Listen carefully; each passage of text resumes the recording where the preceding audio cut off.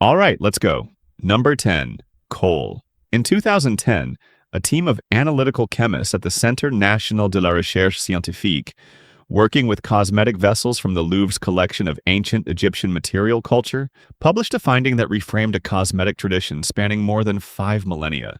The vessels, excavated from sites dated between 3100 BCE and the Roman period, contained the expected compounds: galena, which is lead sulfide, and something else, lauryonite, a lead hydroxychloride mineral not found in nature anywhere in Egypt, not in any Egyptian mine, not anywhere on the African continent. It does not occur in the regional geological record. It was synthesized, deliberately manufactured in Egyptian workshops by cosmeticians who had, without the vocabulary of modern chemistry, worked out how to produce a specific lead compound stable enough for extended eye contact. The research team, led by Philippe Walter, published in the Proceedings of the National Academy of Sciences. Their conclusion was specific. Ancient Egyptians were not simply collecting naturally occurring minerals and grinding them into powder. They were running a controlled chemical production process to create a compound optimized for cosmetic application. The sophistication is not incidental. Producing lauryonite consistently required controlled conditions, specific precursor chemistry, and iterative refinement over generations of craft knowledge. Kohl had been applied to human eyes, to adult eyes, to children's eyes, and to the eyes of infants in their first weeks of life, for protection against the evil eye, against eye infections, against the desert sun. Application was direct. A stick or pin drawn across the inner rim of the eyelid. The conjunctival mucosa lining the inner eyelid and the eye surface is one of the most absorptive surfaces in the human body. It delivers compounds into the bloodstream faster than oral ingestion in some cases. The prevailing assumption through most of the 20th century was that kohl use produced limited systemic consequence, that applied quantities were small, absorption was not clinically significant, and the documented protective beliefs around the practice were folk attribution to a benign substance. But here's where the established assessment stops surviving contact with the measurement data. The World Health Organization, in a 2013 assessment of kohl currently sold across South Asia and the Middle East, tested commercial products and found lead concentrations ranging from 45 to 84% by weight.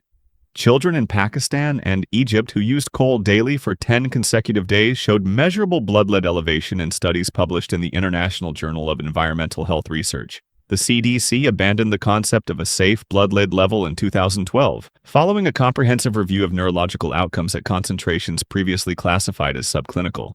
What that review documented is specific. At blood lead levels previously considered safe, below 10 micrograms per deciliter, children show measurable IQ reduction, behavioral effects, and impaired executive function. The Agency for Toxic Substances and Disease Registry estimates that each 1 microgram per deciliter increase in a child's blood lead level corresponds to a loss of 1 to 5 IQ points. There is no threshold below which lead produces no effect in the developing brain. That finding was formally incorporated into U.S. public health guidance in 2012. Kohl use among infants exposes them to a neurotoxin at a developmental stage, where the damage is most irreversible and most consequential. The tradition persists. An estimated 75 million people across North Africa, the Middle East, and South Asia continue applying lead-containing kohl, including to infants. Not historical. Current. Kohl was applied as medicine. The intention was therapeutic. The chemistry was poisoning the patients it was designed to protect. The evil eye it was meant to ward off left no trace. The lead did. There is a final layer to the Walter et al. Finding that rarely gets discussed in its public summaries. The researchers identified lauryonite and phosgenite, 2 synthetic lead compounds, not just in the kohl vessels themselves, but in trace amounts in the residue on the application sticks. The sticks showed evidence of use. These were not laboratory samples of unused cosmetic material. They were the actual tools of application, preserved in the sealed vessels alongside the compound they had been used to deliver. The synthesis was not speculative. The exposure was not hypothetical. The lead pathway, from deliberately manufactured compound through tool to inner eyelid to bloodstream, was physically present in the objects the researchers were analyzing. The contemporary parallel is not a comforting one. Lead-containing kohl continues to be produced commercially and to be recommended by traditional practitioners in parts of Pakistan, India, and Yemen as a health intervention for infants specifically, not despite its lead content, but in some cases because practitioners understand the lead as the active protective agent. The WHO's 2013 assessment found that in several surveyed regions, mothers who were told their kohl tested positive for lead responded by expressing skepticism about the testing methodology rather than discontinuing use. The trust in the tradition was structurally independent of the chemical evidence. That is not a cognitive failure specific to those communities. It is the human pattern this entire list documents. The evil eye it was meant to ward off left no trace. The lead did. All right. Number 9, oshiroi. For roughly 12 centuries, from the late Nara period through the end of the Meiji era, Japanese courtwomen and then professional entertainers, the geisha of Kyoto and Edo, painted their faces with a substance called oshiroi, white powder. Application began at the neck, extended across the full face, and in formal settings covered the back of the neck, leaving a deliberate V-shaped line of exposed skin at the nape called the ear eye. Considered one of the most charged focal points of formal appearance, precisely because it contrasted against the surrounding white. The powder was lead carbonate, the same compound as Venetian ceruse, developed independently on the opposite end of the Eurasian continent. The same chemistry, no contact between the civilizations that produced it. Lead carbonate adheres to skin. It produces an opaque, consistent white that no rice powder or chalk preparation could match for evenness or durability under performance conditions. It does not streak in humidity. It does not shift under hours of formal presentation. For a tradition requiring a specific and exacting visual vocabulary across extended professional appearances, it was technically superior to every non-toxic alternative the period had. The supply chain was substantial. White lead was imported primarily from China and processed domestically in workshops concentrated in Kyoto. The craft of lead-white pigment production in Japan had been active since at least the 7th century CE, initially serving painters. As the professional entertainment culture of the Edo period expanded, the cosmetics market absorbed a significant share of that production volume. The field assumption through most of the 20th century was that oshiroi's dermal absorption was limited, that primary exposure was incidental oral ingestion through lip contact, and that cosmetic exposure was not as consequential as occupational lead exposure in the same period. But here's where the skeletal record breaks with that assumption. A 2008 study published in the American Journal of Physical Anthropology, examining remains from a Kyoto burial site dated to the 17th century, found lead concentrations in adult female remains 3 to 5 times higher than in the general population buried at the same site. The occupational cosmetic users were carrying more lead in their bone mineral than any other identifiable demographic in the sample. The Meiji government began restricting lead in cosmetics in 1900. Manufacturers resisted, arguing that no available alternative produced an equivalent visual result at acceptable production cost, and that argument was not entirely wrong. Lead carbonate's optical properties at cosmetic concentrations were genuinely difficult to replicate with the zinc and titanium alternatives available at the turn of the century. The restriction was partial and enforcement was limited. Lead-based oshiroi sold in Japan for 34 years after the government formally identified the hazard. The removal process was itself an exposure event. Warm water, cloth, friction. The mechanical action that stripped the powder from the skin surface drove the fine particles adhering to the pores deeper into follicular channels. Applied daily, removed daily. Each removal cycle was also a penetration cycle. Some geisha were known for their pallor into old age. That pallor had a cause. The bone lead data from the 2008 study requires a brief translation into physiological terms. Bone lead concentration is a measure of cumulative lifetime exposure, not acute dose. Unlike blood lead, which reflects recent exposure and clears within weeks of cessation, bone lead accumulates across a lifetime and releases slowly during processes like pregnancy and lactation, during which stored bone lead re-enters the bloodstream and can cross the placental barrier. A geisha who had applied oshiroi daily across a 20-year professional career and then had children was not only at risk herself. Her accumulated bone lead could transfer to her children during gestation and nursing, exposing infants to the same compound that had been building in her skeleton across 2 decades of performance work. The multi-generational dimension of chronic lead exposure was not understood in Edo, Japan. The mechanism was not characterized until the 20th century. The bone stores transferred regardless. The Meiji government's 1900 restriction also deserves a note on what it did not do. It restricted lead in new cosmetics production. It did not mandate removal of existing lead-containing stock from sale. Inventory already in distribution, in the warehouses of Kyoto manufacturers, on the shelves of Osaka apothecaries, in the application kits of working geisha, and was not recalled. The restriction applied to the manufacturing gate, not to the point of use. Products already in commerce continued to circulate for years after the nominal effective date of the restriction. Alright, number 8. Koremlu cream.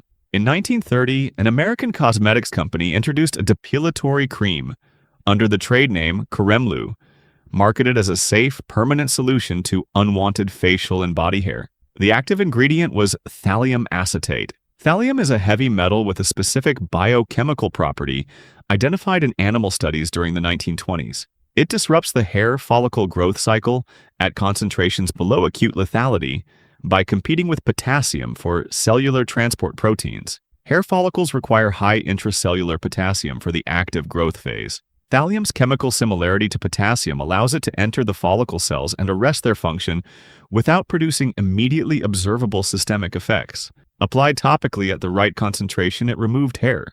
The product worked. Between 1930 and 1932, the United States Public Health Service documented 31 deaths attributable to Koremlu. Hundreds more cases of neurological damage that did not reach the threshold of a coroner's report. The injury pattern was consistent across cases. Intended hair loss, followed after a delay of weeks to months by peripheral neuropathy, a burning, crawling pain starting in the extremities, followed in severe cases by visual disturbance, ascending paralysis, and in terminal cases, complete systemic failure. Dr. Louis Schwartz of the Public Health Service published a formal analysis in the Journal of the American Medical Association in 1934. The documentation was systematic. His case series included women who had applied the cream to the legs and upper lip, not ingested it, not misused it, and who had developed measurable peripheral nerve damage. Schwartz calculated, based on the absorption rate of thallium acetate through skin, that a single standard application of Koremlu to the legs delivered a thallium dose approaching the threshold for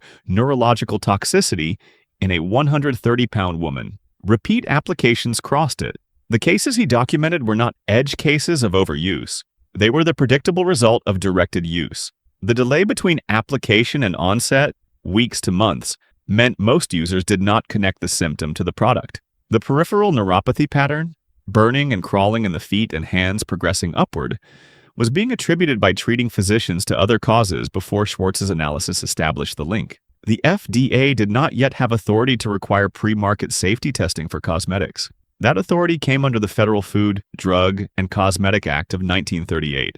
Koremlu was part of the documented record of harm that drove the legislative process. But here's where the history moves beyond regulatory gap. Thallium acetate was sold as rat poison under the trade name Zelio, while Koremlu was marketed as a beauty product. Not a different salt, not a different formulation. The same chemistry, two labels. One said rat poison, the other said beauty cream. The mechanism connecting those two products was not obscure. Thallium's rodenticidal properties derived from the same potassium displacement chemistry that made it effective in Koremlu. Rats die from thallium for the same reason humans develop peripheral neuropathy, because the compound displaces potassium in rapidly dividing cells throughout the body, not just in hair follicles. The follicle effect at cosmetic doses was the intended application. The neurological effect was the dose-dependent consequence that the manufacturer's animal testing, conducted solely to demonstrate the depilatory action, had been structured not to detect in a way that would translate to human exposure. What Schwartz's JAMA analysis established was not only that Koremlu was dangerous, it established that the evidence for its danger had been present in the published toxicology of the rodenticide it was derived from, before the cosmetic product was ever formulated. The distance between that prior knowledge and the product launch was not a failure of science. It was the absence of any regulatory mechanism that required someone to check. 31 deaths in the documented record. The actual count is almost certainly higher, given the delayed onset and the number of cases attributed to other causes before Schwartz's analysis was published. Alright, number 7, belladonna. Atropa belladonna. The species name is not incidental. Atropos was the eldest of the three fates, the cutter of the thread of life. Carl Linnaeus assigned the genus name Atropi in 1753 with explicit awareness of the plant's toxicological profile. The common name, belladonna, beautiful woman, came from a cosmetic practice documented across Renaissance Italy. Women extracted juice from the plant's berries and applied it to the eyes. The active compound, atropine, produces pupillary dilation, mydrisis, at doses well below the acute toxic threshold. The dilation was the objective. In the candlelit interior spaces of Renaissance social settings, enlarged dark pupils read as presence, intensity, desire. The application worked in exactly the terms its users understood it to work. The practice was not limited to informal use. Giovanni Maranello's 1562 manual Gli ornamenti delle donne, one of the most comprehensive Italian cosmetic texts of the 16th century, contains specific preparations for eye applications using solanaceous plant extracts. These were mainstream recommendations in a professional cosmetic text. They were part of the recognized corpus of feminine beauty practice in a society that took that corpus seriously. Venice was the primary trade center for belladonna preparations across Western Europe in the 16th and 17th centuries. The plant grew across the Eastern Alps and the Adriatic hinterland in sufficient quantity to support commercial extraction. Venetian apothecaries exported prepared belladonna compounds along the same trade routes that distributed Venetian ceruse. Both products left Venice for the courts of France, England, and the Spanish territories. Both were well understood as physiologically active. The pharmacological problem was standardization. The berries of Atropa belladonna vary in atropine concentration by soil composition, rainfall, plant age, and time of harvest. Two berries from the same plant collected 1 week apart can differ in alkaloid content by a factor of 3. There was no dosing framework. Women applying belladonna to their eyes were applying an unknown quantity of a compound, with a narrow margin between the cosmetic dose and the toxic one. But here's where the framing of ignorant vanity breaks down. Dioscorides in the 1st century CE described applications of solanaceous plant material to the eye in preparations that are almost certainly early atropine mydriasis. The cosmetic use in Renaissance Italy was a continuation of a documented medical application, stripped of its clinical monitoring. The same compound is used today in ophthalmology at standardized concentrations. Patients are warned not to drive afterward. Renaissance women were applying unquantified doses extracted from wild harvested berries alone. The gap between the clinical protocol and the cosmetic one is where the harm lived. There is a postscript to the belladonna cosmetic record that the standard historical treatment tends to omit. The chronic effects of repeated atropine eye exposure, not at toxic doses but at the subtoxic doses used cosmetically over months and years, include progressive corneal damage. Atropine interferes with the normal accommodation reflex of the lens. Repeated disruption of this reflex over an extended period can accelerate the development of presbyopia, the age-related loss of near vision, and in some individuals produces persistent dilation impairment. Renaissance women applying belladonna multiple times per week across the years of their fashionable social life were not simply accepting temporary blurred vision as a cosmetic side effect. They were accumulating effects on ocular function that compound over time.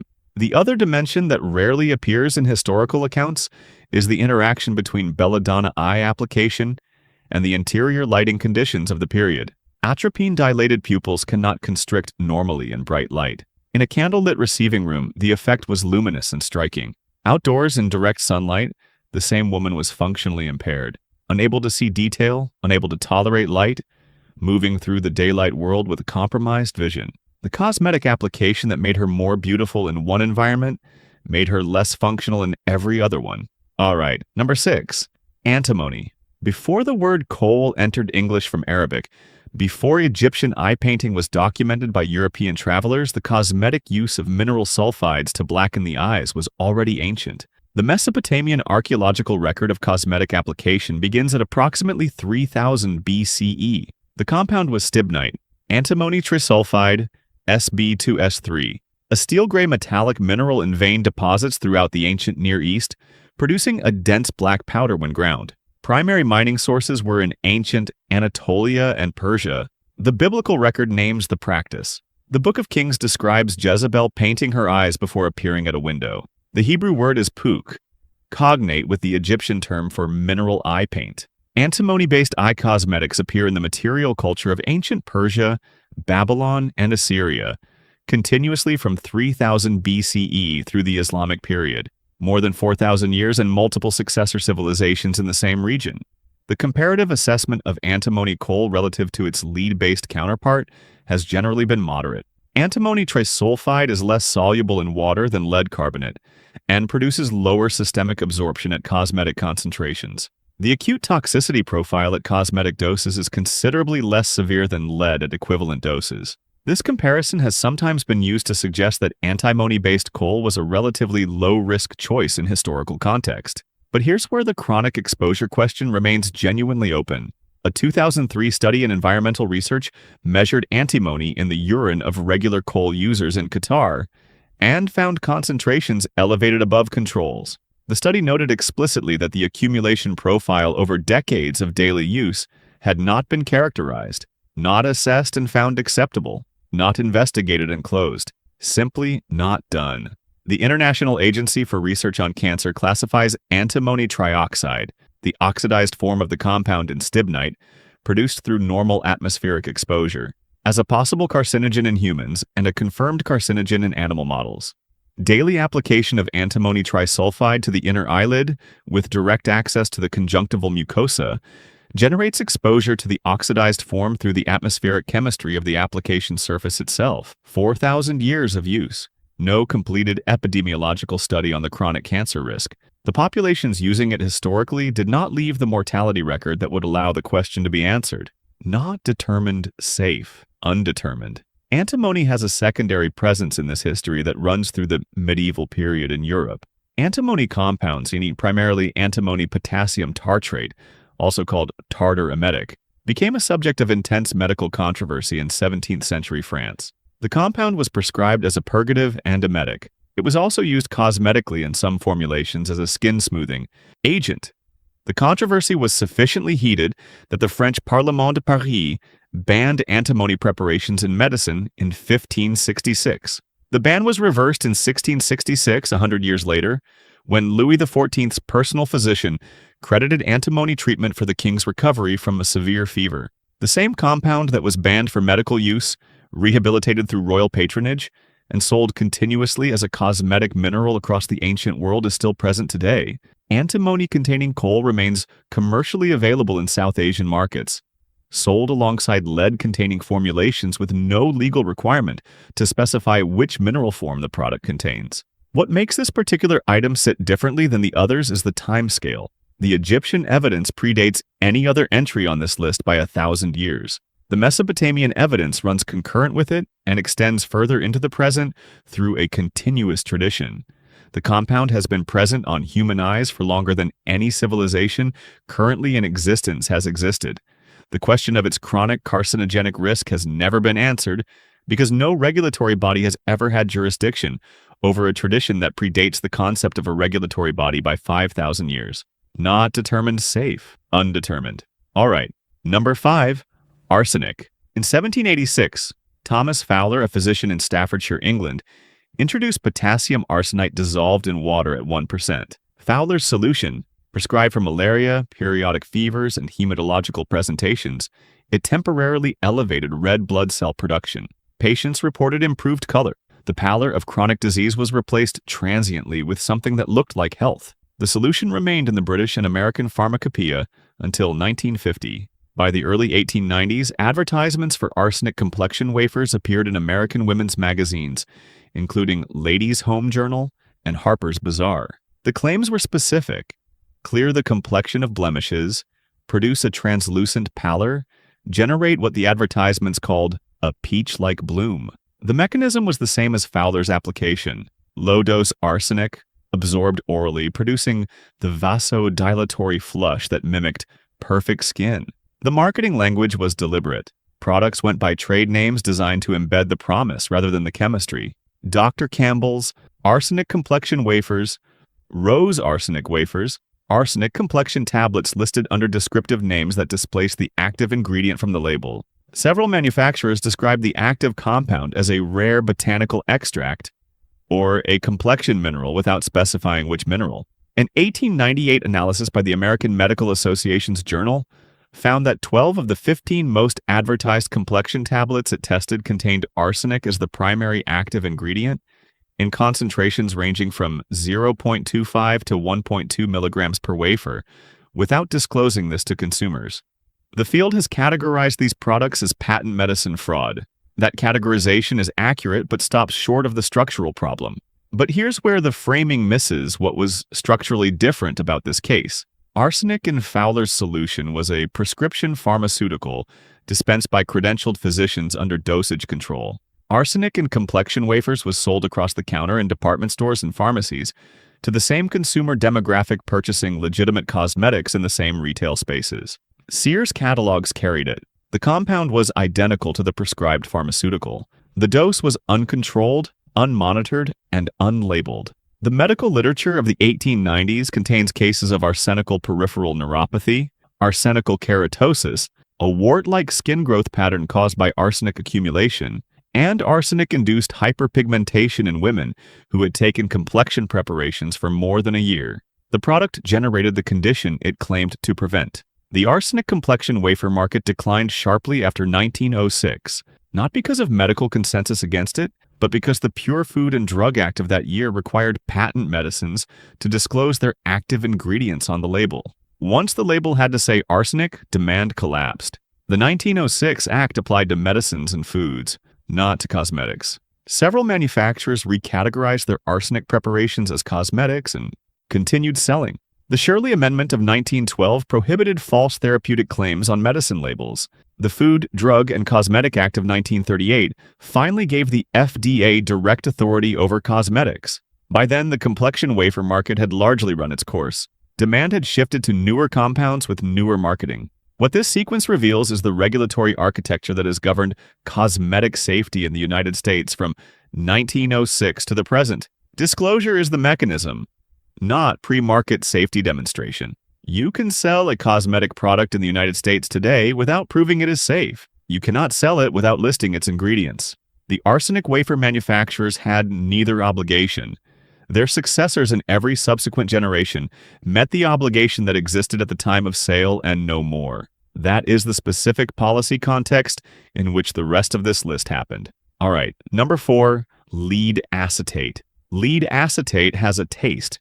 A specific measurable sweetness detectable at concentrations as low as 0.3% in solution. The Romans knew this. They called it sugar of lead, and the compound enters the pharmacological and culinary record simultaneously, used to sweeten wine that had turned acidic, to preserve fruit syrups called sapa, and to darken graying hair. 3 distinct applications of the same chemistry, recorded in the same literature used by the same population.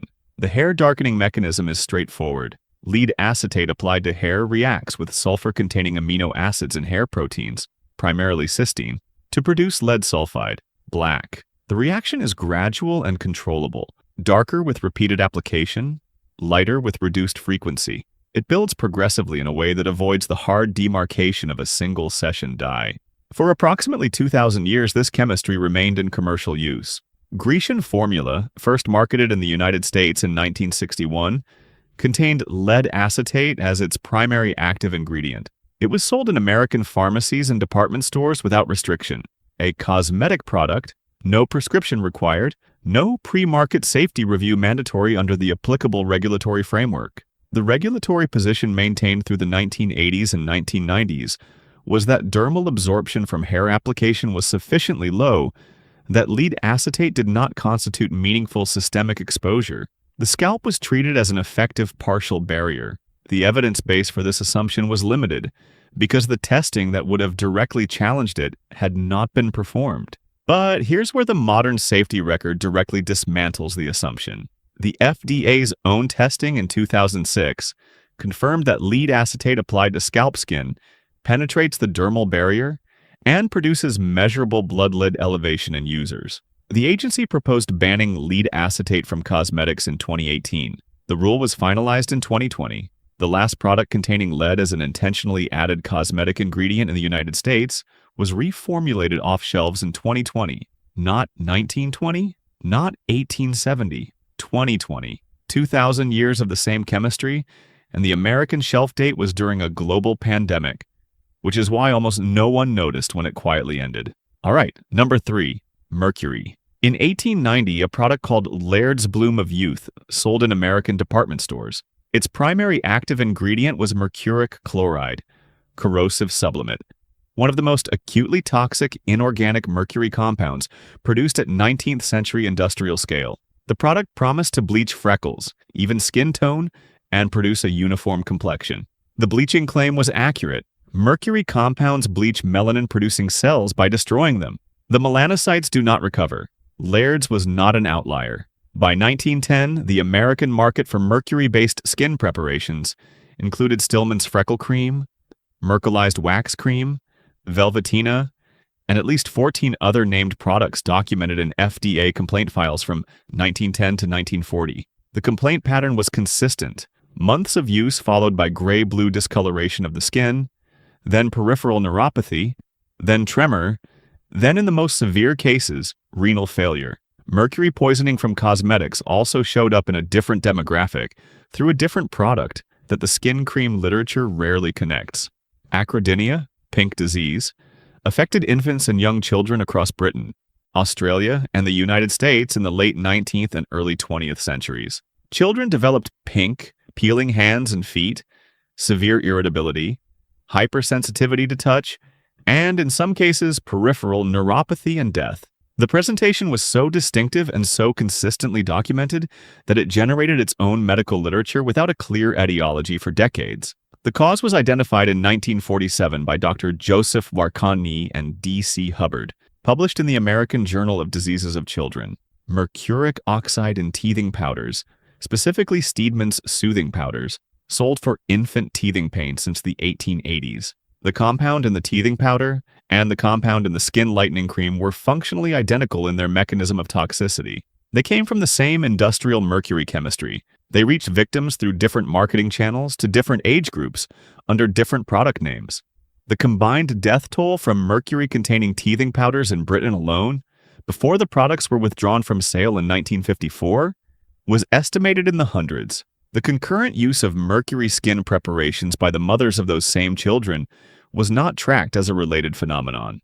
The FDA banned mercury from cosmetics in the United States in 1973. The ban applies to domestic products and regulated imports, but here's where the contemporary record makes the 1973 ban a chapter marker rather than an ending. The WHO's 2019 Global Assessment of Skin Lightening Products found mercury concentrations exceeding safe limits in products in active retail commerce across West Africa, Southeast Asia, and the Middle East. Products tested in Ghana, Nigeria, and Indonesia contained mercury at 1,000 to 30,000 parts per million. The EU regulatory limit for mercury in cosmetics is 1 part per million. That was 2019. Current field testing. Current shelves. Mercury in cosmetics migrated to markets with different enforcement capacity. The mechanism of harm is unchanged. The geography of the victims changed. All right, number 2, radium. On June 18, 1931, the Wall Street Journal published a piece under the headline, "The Radium Water Worked Fine Until His Jaw Fell Off." The subject was Eben Byers, a Pittsburgh socialite and amateur golf champion who had been drinking Radithor, commercially bottled water containing radium-226 and radium-228, at approximately 3 bottles per day since 1927, following a sports injury and on the advice of his physician.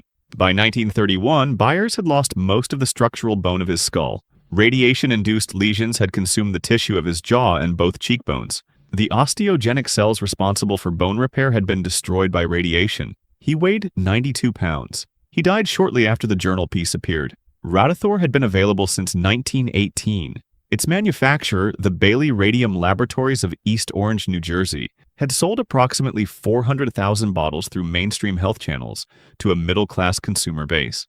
The Radium Girls are the other side of this history. Beginning in 1917, young women at the United States Radium Corporation in Ottawa, Illinois, and at similar facilities in the Northeast, were instructed to point their radium paintbrushes by pressing them to their lips to achieve a fine tip, a practice called lip pointing. The women were told the radium was harmless. By the early 1920s, they were dying of bone necrosis, jaw cancer, and aplastic anemia. The litigation peaked in 1927 and 1928. The medical and scientific community's understanding of radium's carcinogenic and bone-seeking properties was established and published by the late 1920s. It was not contested. It was in the press, in the medical journals, and in the legal record. The cosmetics industry's response to this documented knowledge is the thing that stays. Though Radia, a French cosmetics line, launched in 1933, 5 years after the Radium Girls litigation concluded, 2 years after Eben Byers' case had been in international press.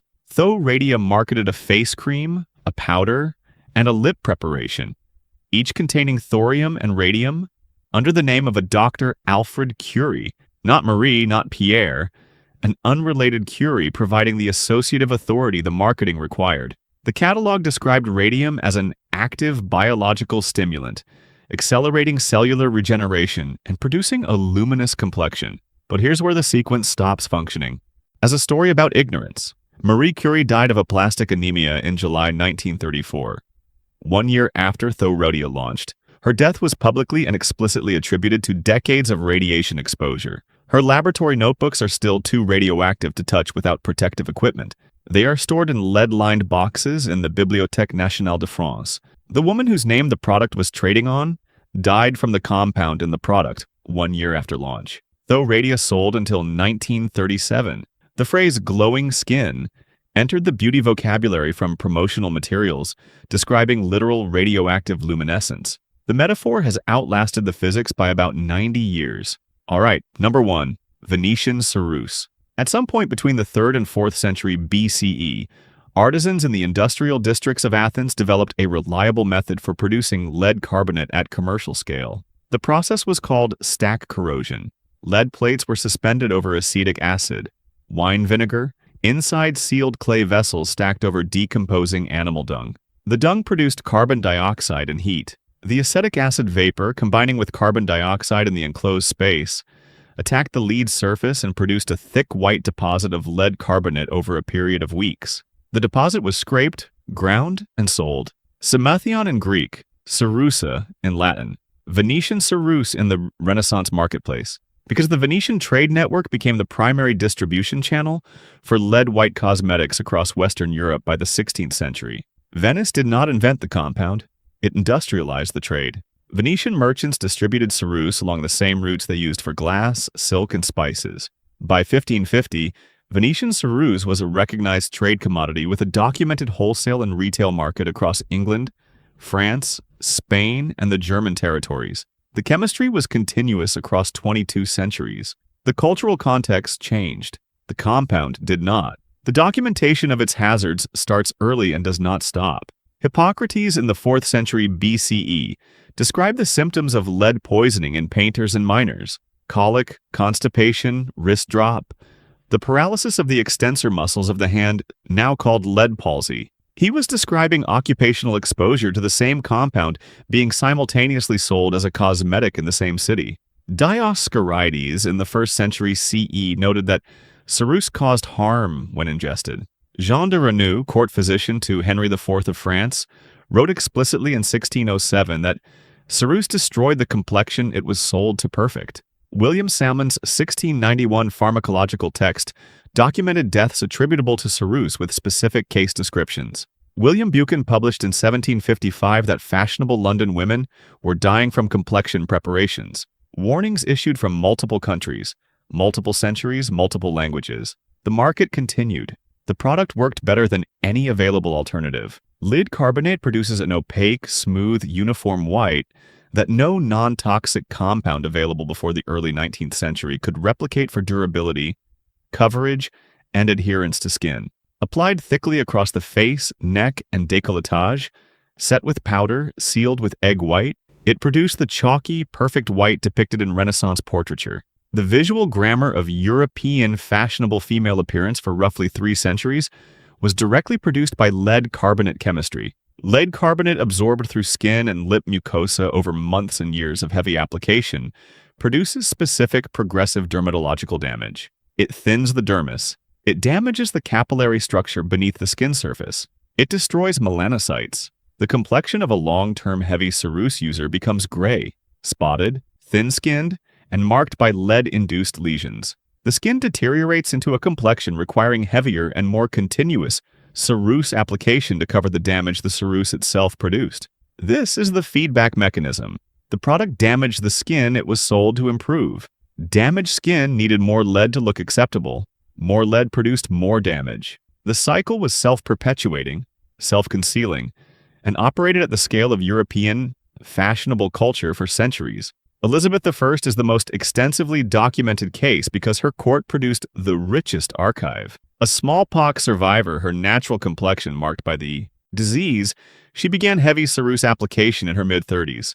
Contemporary accounts from her final decade describe a face requiring an application thick enough to register visually as a mask rather than a complexion. At that thickness, the daily dermal lead load would have been clinically measurable by modern standards. Over 2 decades of documented heavy use, the cumulative exposure is not a hypothetical concern. It is a straightforward calculation. The portraits survive. The physician texts surrounding them also survive. Jean de Renoux was not writing theoretical pharmacology. He was describing what ceruse did to the faces of women in the court circles he moved in. The transition away from ceruse came in the mid-19th century. Zinc white, zinc oxide, became commercially viable as an alternative cosmetic base in the 1830s and 1840s, following improvements in zinc smelting and grinding technology. Zinc oxide produces a comparable visual effect at cosmetic concentrations. It is physiologically inert. It does not produce dermal toxicity, does not damage melanocytes, does not generate the feedback loop. When a non-toxic compound that performed the same function at comparable cost became available, the ceruse market collapsed within a generation. Nothing else had stopped it. Not Hippocrates, not Dioscorides, not Jean de Renoux, not William Salmon, not William Buchan, not the deaths documented in court records and physician case series across 13 centuries of written warnings. The warnings did not generate a safer alternative. They generated a literature of documented harm that the market continued to supply around. The chemistry is what stopped it. The manufacturing infrastructure that produced ceruse did not survive long into the zinc white era. Lead white pigment workshops in Venice, in London, in Amsterdam had operated continuously for centuries, employing workers in a production process whose occupational hazards were documented in the same medical literature that documented the hazards for users. The workers who processed the lead plates, scraped the carbonate deposits, and ground the final powder were experiencing acute and chronic lead poisoning at far higher doses than the women applying the finished product. Their life expectancy in the trade was shortened. Their neurological symptoms were documented. When the market shifted, the workshops closed. The occupational lead exposure in European pigment production did not end with the cosmetics trade. White lead continued in use as a paint pigment in Europe until the early 20th century, and in some countries until the 1970s. But the specific cosmetic manufacturing workforce that had sustained ceruse production across 22 centuries disappeared within a generation of zinc white's commercial viability. The record of their exposure and of their deaths is in the same physician literature that documented what the compound did to the faces of the women who wore it.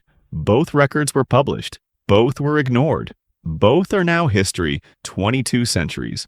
The standard historical framing that ceruse use reflected ignorance of its dangers does not survive contact with the publication record. The danger was named in the 4th century BCE and published continuously thereafter. The market continued because ceruse worked, and the women using it were not choosing between a safe and an unsafe option. They were choosing between the damage the ceruse caused and the social cost of a face that could not meet the era's standard without it. That calculation ran until a new chemistry made it unnecessary. The pattern across these 10 items is not ignorance, not primitive practice from before science existed to protect people. Kohl is still in use. Mercury skin creams are in current retail commerce across multiple continents. The last lead hair dye was reformulated off American shelves in 2020. Radium cosmetics launched after the Radium Girls cases and after Eben Byers had been in every newspaper. Venetian ceruse was published as lethal across 22 centuries of physician warnings, and the market ran until a better chemistry replaced it. What that pattern describes is a specific and recurring relationship between the cosmetic promise and the human capacity to bracket documented risk. Every generation found a new compound to apply to the same calculation. The harm of the substance against the social cost of the face it produced without it. The toxins changed. The calculation did not. The next generation's list is being assembled now, in laboratories where long-term bioaccumulation data has not yet been collected, for products currently on shelves, with marketing currently working. The face in the mirror looks fine. If you want to see more videos like this, click the video on screen now and make sure to subscribe.